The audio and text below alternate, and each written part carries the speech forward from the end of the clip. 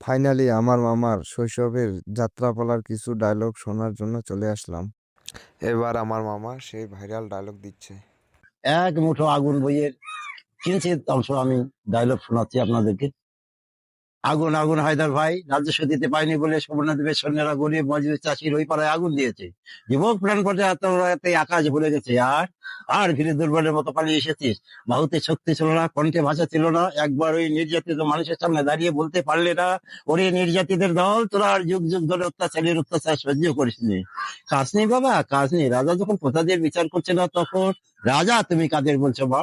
যারা প্রজাদের খেতে দিতে পারে না, তারাই যদি রাজা, তবে দেশের শত্রু কে?